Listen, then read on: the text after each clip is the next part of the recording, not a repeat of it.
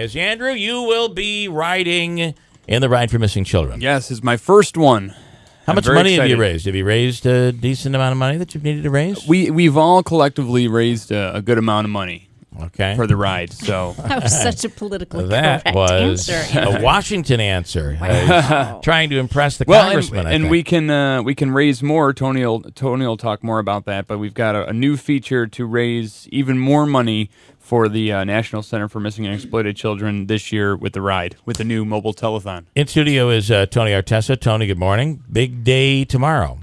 Absolutely. Thank you for having me in this morning. So let's talk about how this will go down. It looks like the weather is going to be pretty nice tomorrow. So you have a decent day, unlike that terrible rain out that you had a while back. Yeah, 2 years ago. That was something. We had a plan in effect, and we had to execute it, but it worked out, and I think that people that were part of that ride now are proud of it, and people that weren't are wondering what was so special about getting so wet. Right, right. The route. Let's talk about that. All right. Well, it's basically the final year for this route. Okay. It's 4 years. Normally we do 3, but because we missed several of the school stops that 1 year, we decided to extend it. And as it works out, our lunch stop will be at Sequoit, and there'll be some special events there. We actually have the CEO from the National Center for Missing and Exploited Children is going to be joining us for the first time this year.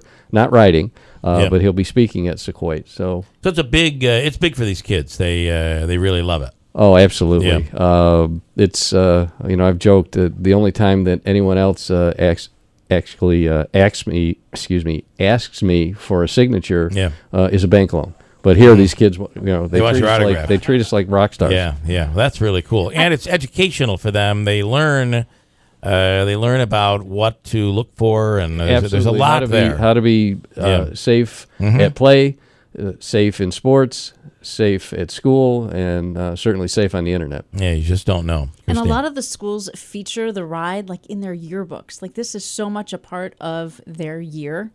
So. Oh, absolutely. I actually have a new employee at Upstate Home Care that her children go to Sequoit, and she was just thrilled when she found out how involved I was. Yeah. And I'm going to be trying to make a special visit to find her daughter and son at Sequoit when we go there. All right. So it's a nice long ride. These guys have been training, including our very own Andrew. And but, it's all about really the posters. That's really what this is. Posters and awareness. Posters, awareness, it's expanded so much in the last few years. Obviously, with the invention of the internet, there's so many more ways that children can be in danger. So we're trying to expand our ways of educating and protecting them. Yeah. Should be, by the end of this year, we'll have targeted over 7 million children. Wow.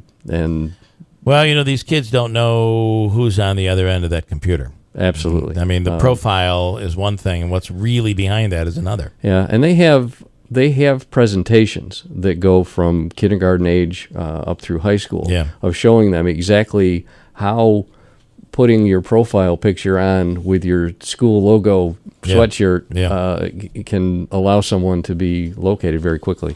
You look at how, I hate to say this, but I am a very paranoid.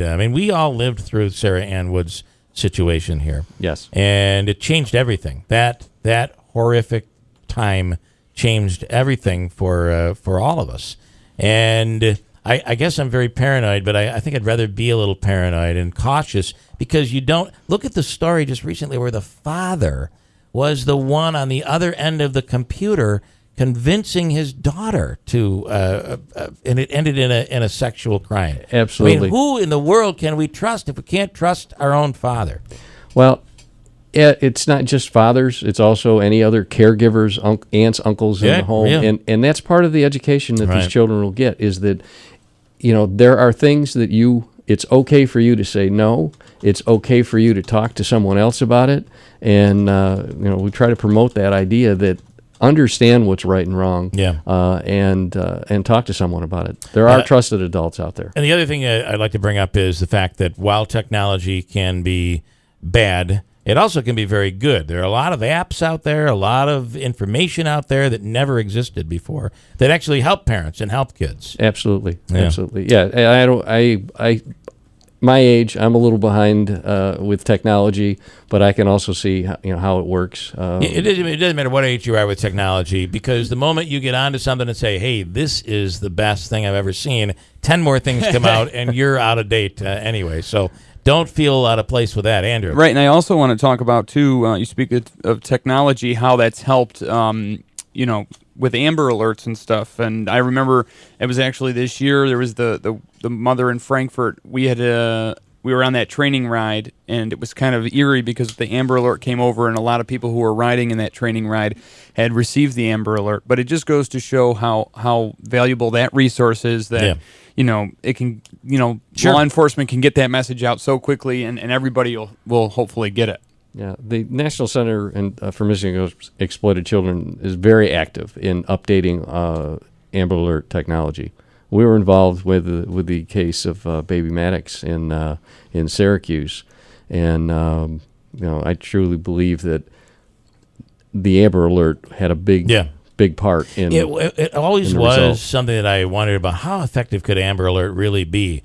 But now with the new technology where everybody has a phone and it's coming right up as an alert on your phone, how amazing that is, and makes it so much more effective, I would think. Well, on the throughways and things, and that's why there's, for Amber Alerts, there's certain information that has to be there before they'll put one out. Right. License plate, partial license plate, color car, some kind of description. And there are several that have been thwarted on interstate highways by the flashing overheads, where people say, I just heard that. I just saw that. There's the car.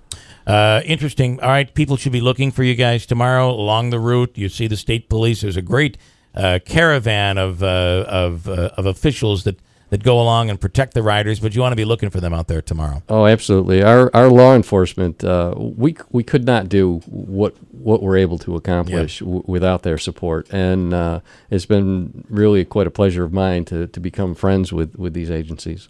All right, Tony Artessa, we appreciate it. Big day tomorrow. We'll be following you along the way. Anything you want to add? One thing I just want to say, Andrew mentioned this in the beginning, we have a mobile telethon, 624-RIDE. Okay. This came from one little text message. It's rocking and rolling now, and hopefully I like that idea. All the people we run into and say, "Oh, gee, I didn't know a rider. I don't know how to donate." Well, tomorrow's going to be that opportunity. And, okay. What is the number for them? 624-RIDE. Okay.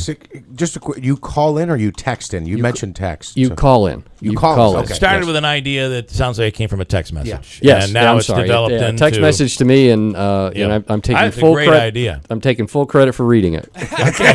Nice. Good for you. Love the honesty. Tony Artessa, thanks so much. All right, Good thank luck, you. everybody, tomorrow. It's going to be exciting and very interesting to watch Andrew rolling along on the bike. So, all right, Tony, thanks. Quick break. Coming right back with Congressman Richard Hanna for the rest of the hour. If you want to ask a few questions, it'll be your opportunity. A little open forum here in studio, WIBX.